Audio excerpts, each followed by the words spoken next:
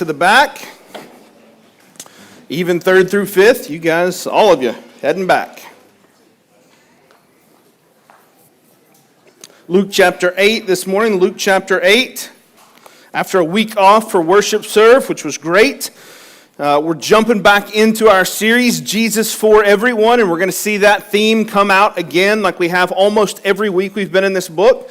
And we're kind of picking back up, not just mid-series in Jesus for Everyone, but mid-thought by Luke here in chapter 8. So we're going to need a bit of a refresher as to what Luke is telling us and where we are mid-thought here in Luke chapter 8. And so we'll get to that here in just a minute. This past Friday, my family had a chance to hang out a little bit of before school starts back, getting out and doing something, and we went up to Anakista in Gatlinburg, and we had a great night out together. It was a lot of fun, a lot of laughing, and as we're getting ready to leave, we had to wait in the massive line. If you've been there, you know that the line can get super long for the chairlift that takes you up the mountain, right?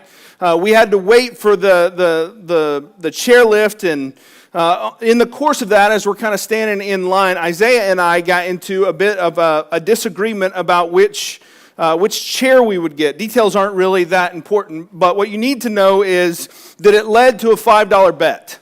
It led to a $5 bet about which one we were going to get in and how it was going to work, a bet which I ended up winning. There was never really any doubt that I was going to win it, but I ended up winning. But he had rightfully agreed to it. That was the terms. I won the $5 bet. And now, depending on which parent you are, I'm pretty sure every mom and dad are split on how you view this. The question comes up, especially since Isaiah has basically spent all of his money recently. The question comes up, should he have to pay up on his bet? Does he have to pay up on the bet? And depending on which parent you are, one parent says, yes, absolutely, and the other parent says, well, no, you shouldn't make them do this. You shouldn't make them.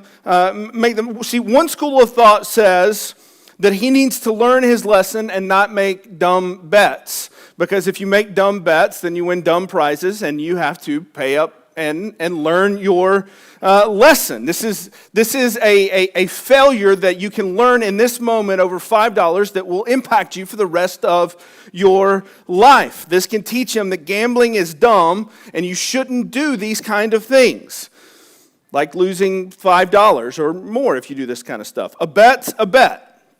And then there's the other parent, the one that says, haha, that's funny, okay, you guys played your game, and you can't make him pay with what little money he has left. You don't need $5. He doesn't have $5, so let's just let bygones be bygones. Don't be such a stickler. Don't be so hard on the kid. You won the bet, now just let it go. Show some grace and mercy. Now you can guess between Emily and I which is which in this scenario. Here's the thing. I am 100% in favor of teaching a lesson. I am 100% in favor of using this as a teaching moment. Emily is the pushover. She is the one that is way too soft. I'm not heartless, though, so don't misunderstand me. My goal in all of this was just to make Isaiah sweat just a little bit. That's all I really wanted to do, just make him be like, what am I going to do? Where can I find $5? Make him think about it. And then, after making him sweat a little bit, I was going to forgive the debt against him. That was the goal. So we leave Gatlinburg. He's got $5 hanging over his head this whole time. We're driving through Pigeon Forge, and we're all pretty thirsty. We stop. I get some water at a gas station, went in. And when I came back out, I got in the car, and Isaiah immediately says, Mom says I don't have to pay the $5. I was like, are you kidding me right now?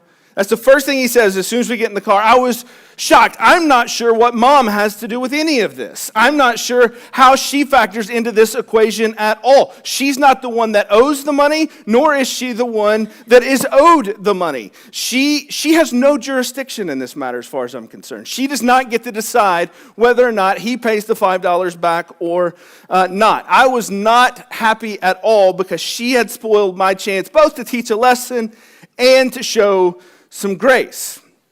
So I proceeded to make a teaching point out of this. I proceeded to make this whole thing, and I thought I gave a really good gospel presentation. And this is like straight out of Deuteronomy 6, right? This is the way they're supposed to work. Teach them diligently to your children while you sit, while you walk along the way, when you rise and when you lie down, and when your son makes dumb, ill-advised bets. Teach them the truth and the law and the gospel, right?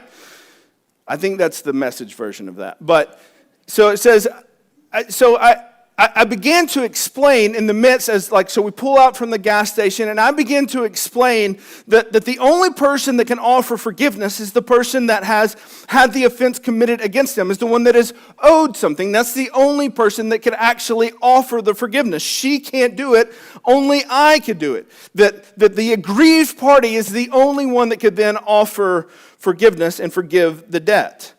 That's the only one that can do it. I explained pretty thoroughly, and then I go on to talk about how the ultimate act of service and kindness would be then if the one who is owed something then is able to pay back the debt on his own in order to forgive the debt, but the debt still gets paid.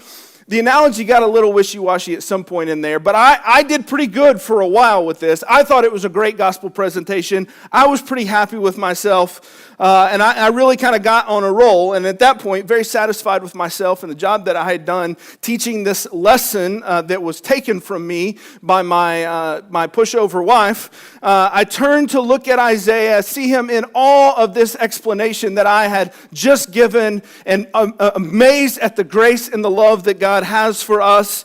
And whenever I look back, what I saw is that he had his noise-canceling headphones on, and he didn't hear any of it. He had not heard anything that I had said that entire time. And I was like, come on, that was good. That was so good. Which honestly, that moment sums up parenting pretty well.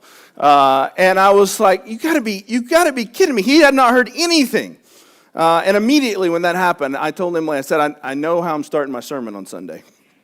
Because it perfectly illustrates what Luke is trying to teach us in chapter 8.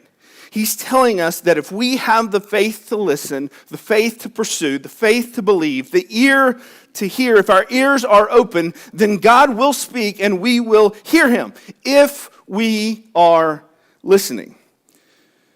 But if we're honest, we all in some way have our headphones on and our head buried in some video while lessons that God is trying to speak to us through fly right by us, and God's voice is drowned out as noise, and our own personal noise-canceling headphones kind of just wipe it all out. Even right now, Isaiah is probably like, I don't know what he's talking about. I don't know that actually happened, because he didn't hear any of it. He doesn't know that I said all of these things because he was just in his own world doing his own thing. And so it goes with us. We wonder why God isn't speaking to us. We wonder why we feel so adrift at sea, why we can't seem to get excited about church or singing songs or reading our Bibles or really anything that has to do with God throughout the week. It's because we don't have the ears to hear or we don't have the hearts to pursue. He's speaking, but we are not actually listening. That's the summation of Luke chapter 8. That's basically what Luke has told us so far in chapter 8, at least the first part. Luke gives us the one of Jesus' parables, the first one that he gives us in this gospel, the parable of the seed or the sower, however you want to look at it. And he describes the type of hearers around Jesus. And then he goes on to give examples of ways in which God is speaking, and we would do well to listen and to hear what he is saying. He tells us that those who listen to what God has to say, they are his true family. They are the ones that are his brothers and sisters. Then Luke goes on to tell us about the calming of the storm and the calming of the sea. And he talks about the casting out of multiple, maybe thousands of demons from one person. And he teaches how the winds and the waves listen. He shows us how the demons don't even fight back. They know whatever Jesus says, they are going to do. The waves listen, the wind listens, the demons listen. Even the man that was healed of the possession, he listens because he wanted to go with Jesus. Jesus, but Jesus says, don't go with me. Go back to your village and tell everyone what has happened to you. Go restore those relationships. And then he goes out and he does exactly what Jesus had asked him to do. And it's at this point that we pick up on Luke's story this morning, and we're going to see him to continue to drive home this single point about listening. So if this morning feels a bit repetitive, you can blame it on Luke. He wrote it. But let's dive into the first story of what is actually two different stories that become intertwined. So Luke chapter 8, verse 40. Now, when Jesus returned, the crowd welcomed him. And we don't know if this is like straight as he comes back across the sea after the calming of the storm, or if there's like maybe a little bit of time that's elapsed. If there is some time that's elapsed, it's very minimal. It's not much at all. But they come back, and immediately, as soon as Jesus is back in town, as soon as he's back at the dock, the crowd welcomes him, for they were all waiting for him. And there came a man named Jairus, who was a ruler of the synagogue. And falling at Jesus' feet, he implored him to come to his house, for he had an only daughter, about 12 years of age, and she was dying. Let's just stop right there. So the disciples come back into town. The disciples come back, and pretty quickly there are people all around and all over Jesus. And then he's met very quickly by this man named Jairus. He's some sort of a high-ranking official within the synagogue. It's debated just how high-ranking he is. It kind of depends on which historical commentator you look at, just how high up he was, how much authority he would have had. But either way, he's a guy with a title in the synagogue. So he's got some standing amongst the people of God, amongst the Jews that are there. He's not a nobody. His name is recorded for us because he had a name and people knew it. Our next character that we're going to meet here in just a second, we never learn her name because she did not have the status quite that Jairus did. But everyone knows Jairus because he's always around the synagogue. He's somebody, and his testimony carries weight. Jairus has gotten word that Jesus is in town, and he runs to Jesus because Jairus is a desperate man. He's going to Jesus, or him going to Jesus likely would cause, at minimum, would cause a stir in the town, if not get him in trouble. It could potentially cost him his job. It could potentially cost him his place in society. It might and almost certainly would cause the town gossips to be just kind of a Twitter with conversation and going around to everyone. And it might be costly, but he doesn't care because he is desperate. Going to this rabbi that's creating such a stir and saying so many different things may have cost him a lot, but losing his daughter would have cost him everything. He doesn't care what it's going to cost him. He wants to save his daughter. Jesus has been out on the other side of the water and they could not get to him, but now that he's back, Jairus is not going to miss this chance to find Jesus. So he throws himself at Jesus' feet. He comes to Jesus, throws himself at his feet, every bit the picture of a desperate man. Luke doesn't tell us, but no doubt he pleads with Jesus to come and save his daughter. Evidently, Jesus agrees, because that's where the story goes next. Verse 42. As Jesus went, the people pressed around him. And there was a woman who had a discharge of blood for 12 years. And though she had spent all of her living on physicians, she could not be healed by anyone.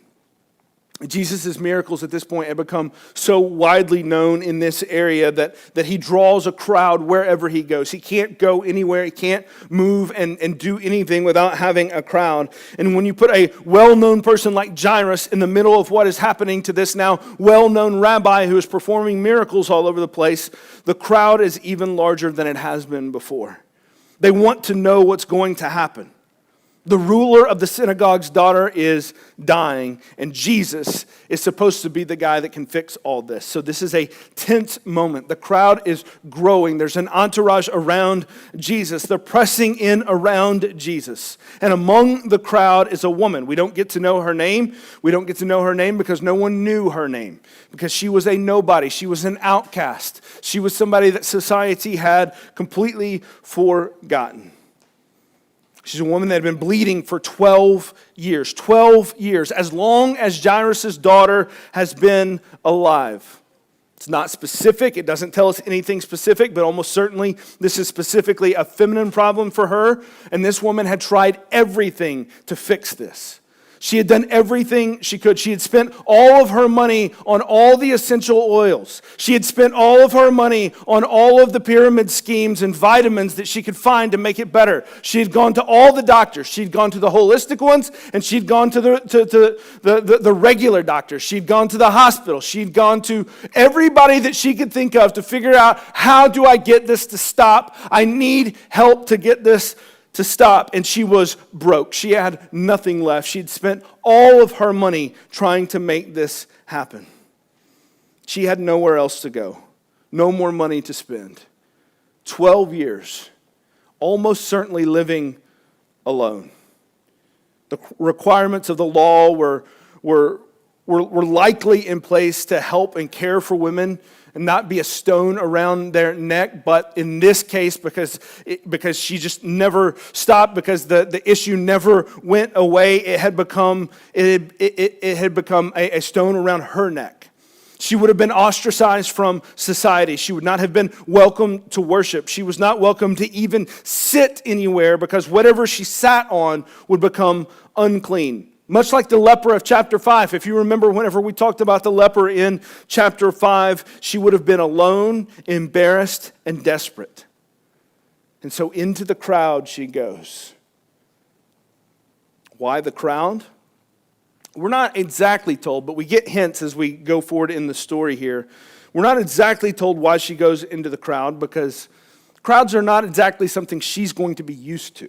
She's not allowed in crowds. She's not allowed to be around people. She's not allowed to make contact with people. So she's not going to be used to the crowd. She wasn't really used to being around anyone. The only advantage that a crowd has for her is that she might be able to hide. She might be able to make it to Jesus amidst the chaos of the crowd and all that is going on as Jesus is on his way to Jairus' house. She might be able to hide and make it to Jesus before he sees her coming, or before anyone sees her coming and cuts her off. And so she thinks, this is my chance. I'm desperate. I've tried everything. She could be invisible. If only just for a moment, she could just kind of blend in. So let's read what happens here in verse 44. She came up behind him, behind Jesus, and touched the fringe of his garment. And immediately her discharge of blood ceased. And Jesus said, "Who was it that touched me?" When all denied it, Peter said, "Master, the crowd surrounds you and are pressing in on you." So she lunges, touches the edge of Jesus' cloak that he has, and immediately she knows she's healed. Immediately she feels relief from this condition that has afflicted her for 12 years. She feels it physically and she feels it emotionally. She knows it. She is filled with joy, filled with gratitude, filled with excitement about how different her life is about to be. No more shame, no more hiding, no more loneliness, no more embarrassment. And she feels all of that for like 2 seconds. Like just for this brief moment, she feels this. That's all there. And then this moment of triumph, this moment of triumph and belief turns to a moment of dread and awkwardness. Jesus somehow, and we're not really told how, a lot of people like to make a lot out of this moment here when Jesus says, we'll see this in a second, Jesus says that he felt the power go out of him. A lot of people like to try to make a lot out of that, but it doesn't really tell us what that means, so I'm not going to spend too much time on that. But he knows either way that something has happened. Jesus knows that power has gone out of him. It's been transferred from him to someone. To someone. But who? So he stops. And when he stops, the whole crowd stops. He stops and he asks. And of course, Peter is quick with a response, because that's what Peter does. He's like, "Come on, Jesus, there's people everywhere. Like, are you seriously going to ask us who reached out and touched like your robe? Come on, Jesus. There's no way. We're trying to keep them off of you, but there's nothing we can do here. There's too many people around. We don't know who touched you. Can we just move on? We're not in a place where we can just stop. If we stop, this crowd's only going to grow. It's only going to get worse." Besides, don't forget Jairus' daughter. This little girl is dying, but Jesus is insistent. He doesn't let Peter just kind of brush it off and keep on going. He's insistent. Verse 46, Jesus said, "Someone touched me, for I perceive that power has gone out from me." And when the woman saw that she was not hidden, and this is how my guess is that the crowd was meant to be a cover for her. When the woman saw that she was not hidden, she came trembling, and falling down before him, declared in the presence of all the people why she had touched him, and how she had been immediately healed. All right, I want you all to do this for me. I want you all to do this right now. Everybody in here, I want you to raise your hand. Everybody in here, everybody, raise your hand. All right, like higher, like all the way, like as high as you can. All right, now, there is something inherently about what you're doing right now. There is something inherently exposing about this, right? There is something that you doing this, even though everybody in the room is doing it, everybody's got their hands up. There is something about this that inherently is exposing. All right, you can put it down. It feels like everybody in the room is looking at you when you do that, right? Even though everybody else has got their hands up, it feels like everybody is in the room looking at you. It's a bit awkward and it's completely exposing. And this is exactly what Jesus does in this moment. He says, "Who touched me?" He demands somebody step up and own that they are the ones that did it. To put their hand up and say, "It was me, Jesus. I did it. I'm the one that reached out and touched you." The difference is, it wasn't everybody who was putting their hand up. Everybody was like, "Don't look at me," like heads down, like it wasn't me, I didn't do it, like arms to the side. They want to make sure that they are not accused of it. He takes this woman who had become an expert at hiding, who had successfully made it to Jesus in the crowd without being spotted or shunned, and he calls her out for what she's done. He says, "Hand up, who did this? Who reached out and touched me?" And at that point, everyone turns and points and says, "It wasn't me, we didn't do it." Points her out, says, "It was her."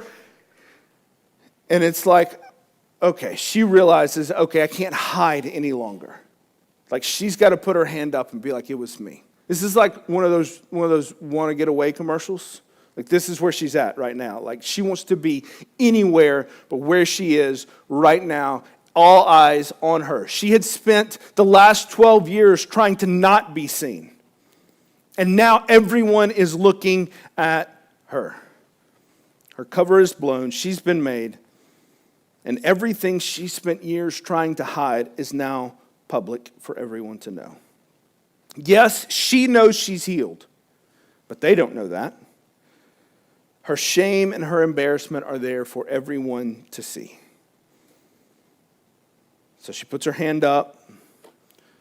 She says through shaking voice and a bowed head, "It was me. I did it." And she tells everyone there why she did it. I think that's an interesting part of this story. Like, she doesn't just say, "I did it, Jesus." She doesn't just confess to it. She just lays it all bare. She lays it all out there. She tells them why she did it. She tells everyone there about her bleeding, about her inability to be healed, about her desperation, about her shame. Can you imagine? The single most embarrassing thing about you that you wouldn't want anyone to know. This thing that would ostracize you from church, from family, from friends, from all of society. And then think about it being something that is such a part of you that you cannot get rid of it. Whatever that thing is in your life, just imagine now being called out and being said, "Tell everybody what you just did. Put your hand up. Be exposed for what you've done." She confessed it. Confessed every bit of it. And why she had come to Jesus in the crowd. The secret was out. The shame was public. All that's left, she's sure that is about to come, is rage and anger. Further ostracized, further dismissed, further shamed. In this moment right here, before we know what else happens if you keep on reading, why would Jesus do this? Why would Jesus call her out like this? Wouldn't this further traumatize an already traumatized person? Doesn't it seem cold and heartless? Couldn't he have just turned to her, looked over his shoulder whenever he felt the power go out of him? Couldn't he have just turned to her? Their eyes met. She could have been like, "Oh, I'm healed," and he could have kind of given her a knowing smile, and then he could have just kept on walking. Let her keep her anonymity. Let her go about her life now, not being publicly shamed like this. He could have. But if he had done that, then we wouldn't get verse 48. Verse 48, he looks to her after she's made this confession and said, "This is what's happened." He says, "Daughter, your faith has made you well. Go in peace." Don't miss the beauty of that moment. You see, he didn't stop the crowd, turn to this woman, and demand that she take accountability for her actions. He did not turn to her and shame her. He did not try to embarrass her, to rebuke her. That's what she thought was coming. I'm certain of it. She was sure a rebuke was coming. Because with her issue, anyone she touched would then be unclean, and they would have to go through the whole process of restoring themselves to being clean and then being able to go back to the temple to worship. And so nobody wanted to be touched to her. He doesn't turn and rebuke her and say, "How dare you touch me? Now I'm unclean, just like you. Who do you think you are, pressing in on me like this, trying to rob something from me? Who do you think you are, woman, doing this, just using me for my power and for my miracles? Who do you think you are? Look at what you've done." Jesus doesn't do that at all. In my mind's eye, whenever I see this, I see him kneeling down beside her. He leans down to her as she kneels before him. He kneels down beside her, lifts her head, lifts her hands, and through tears, he calls her his daughter. You know, this is the only time in Scripture that Jesus calls someone his daughter. Doesn't happen anywhere else. Just a few verses before, Jesus says that his family is made up of those that heard the word and did it, that lived it, that walked in it. And that's what this woman has done. So he looks at her and he points not to her disease, not to her healing. He says, "You are healed," but that's not the first thing he points to. He looks to her and he points out not her disease, but her faith. And he says, "This has made you well. This is now what defines you. Not your condition, but your faith. That is who you are. That is more true of you than your sickness." You see, he didn't stop the crowd to shame, condemn, or re-traumatize this woman. He stopped the crowd to honor this woman, her faith, and her faith that she put into action. Whatever the thing is that's keeping you full of shame, too full of shame to come to Jesus, too embarrassed to confess it, too prideful to admit, too awful to say out loud, too defining for you that you can't imagine yourself being defined by anyone or anything else, let this woman's life be a lesson. Jesus honors those that come to him in faith. He always does, no matter what shame came with it. He always honors the one who comes in faith. That secret does not have to haunt you. That sin does not need to control you. That disease, that sickness does not need to define you. Hear Jesus' honor and compassion that he pays to this woman. Probably the only time she's been shown compassion or honor in 12 years. That's who she is. Not a woman with a sickness, a woman of faith. But let's remember, this story is in the middle of another story. And this woman's healing, as beautiful as it is, has created a big problem just a few blocks away. Verse 49, while he was still speaking, while he was talking to this woman, while he is kneeled down beside her, stopping the caravan on the way to Jairus' house, someone from the ruler's house came and said, "Your daughter is dead. Do not trouble the teacher anymore. You're too late." So Jesus stops to care for this woman, but in so doing, he misses out on his chance to heal this little girl.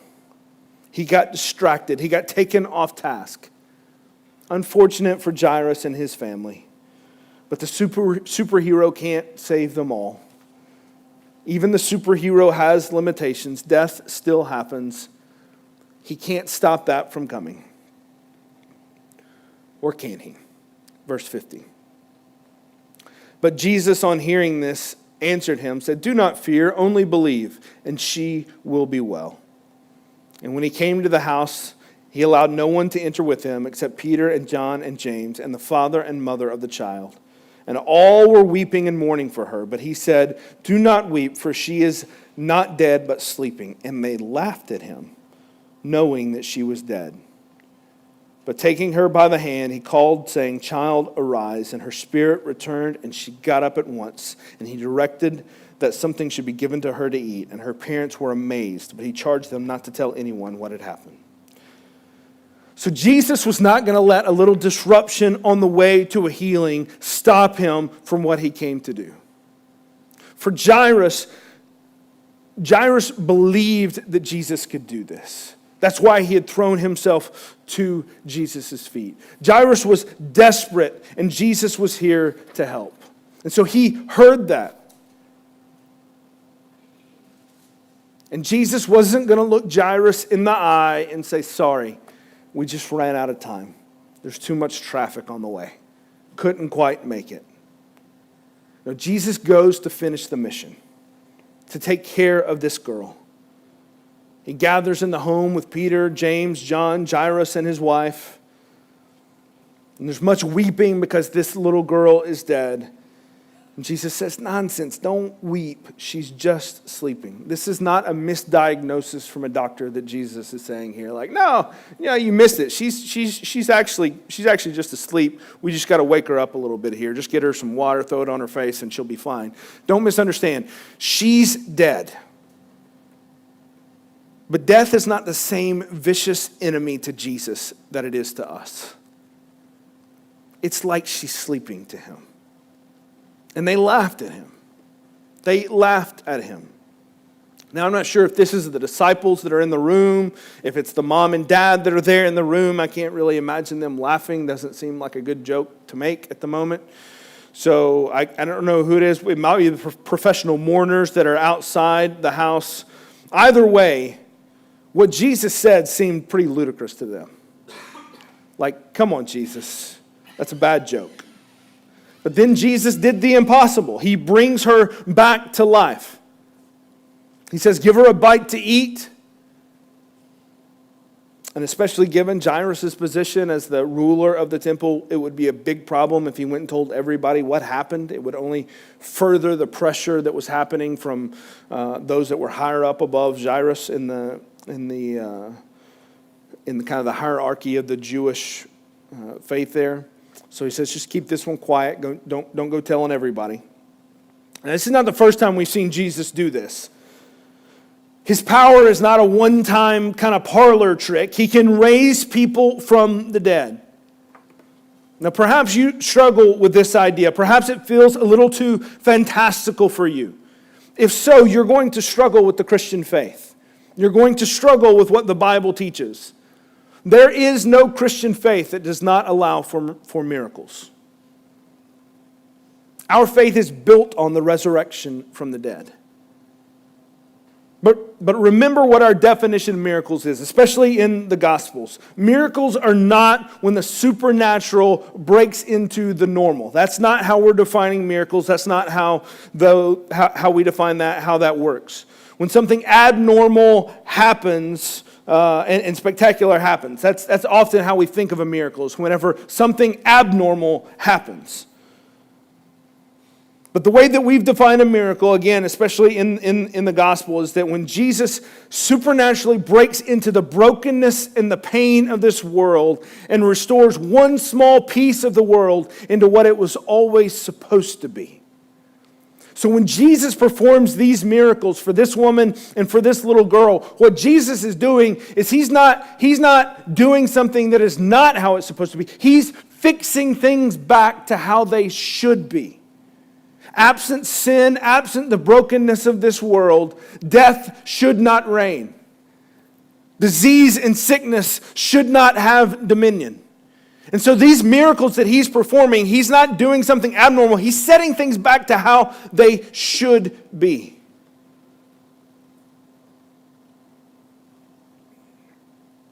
This is what Jesus does over and over and over again.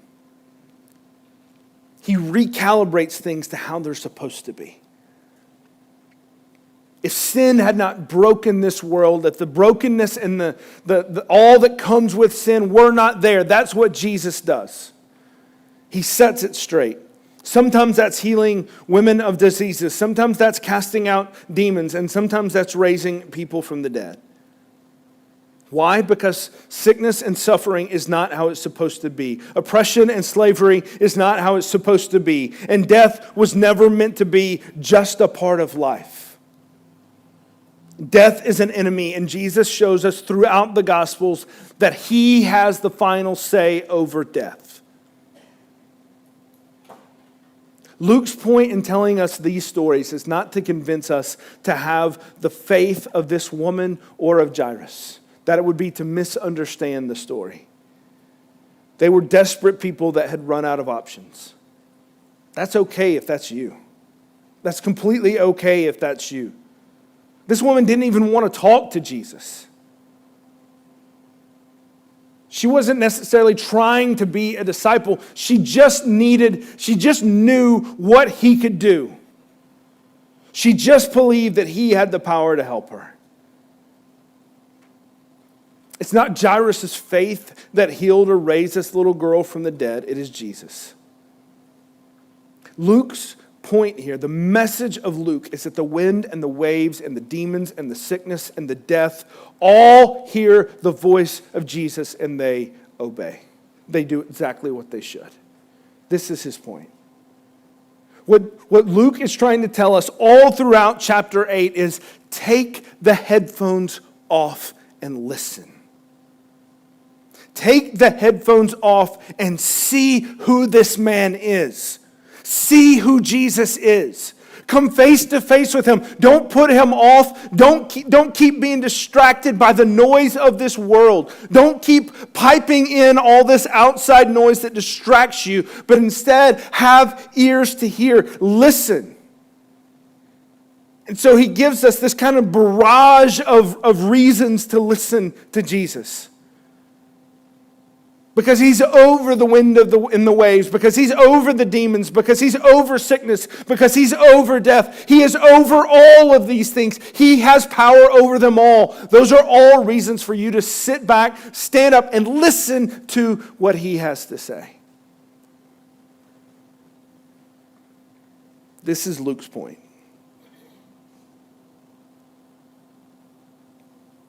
All those things do what Jesus says. The question is, will you? Will you listen to the call of God to follow Jesus? The man that has power over all of these things. Will you acknowledge his power over you? This woman's bleeding was meant to bring shame, but it became the very thing that she needed in order to have faith. If she had never had to deal with this issue, she would have never needed Jesus, and she would have never sought him out. Jairus' daughter, her sickness and her death pushed a man to the brink of losing everything. But it was also the catalyst for a faith that saw him fall at the feet of Jesus and risk everything in his life because he so desperately needed Jesus.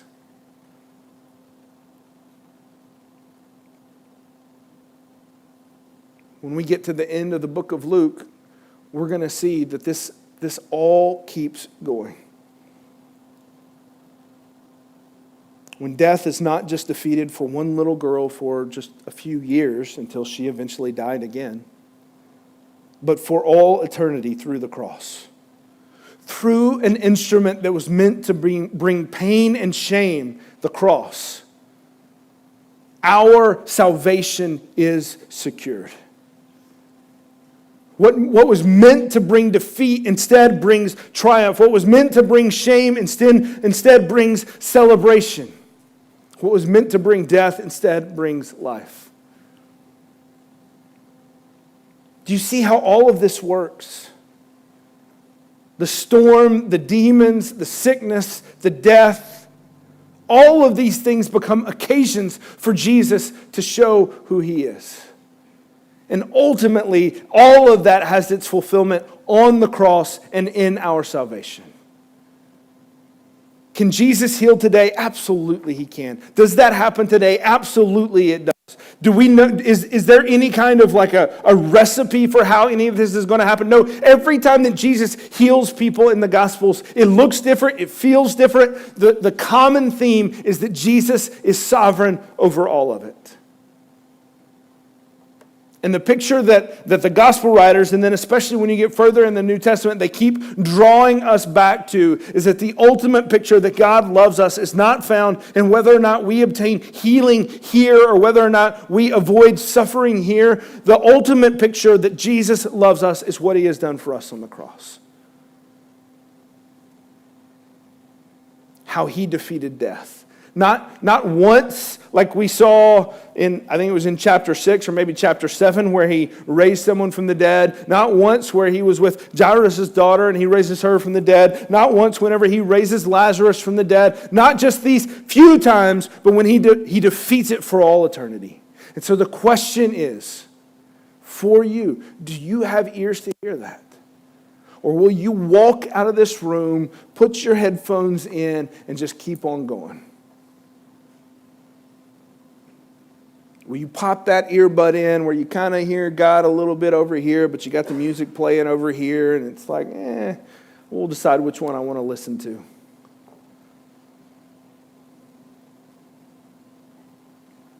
Luke says, listen. He's speaking. Sometimes it's really quiet right here in the book. Sometimes it's really loud when he raises someone from the dead. Listen. He's speaking. Let's pray.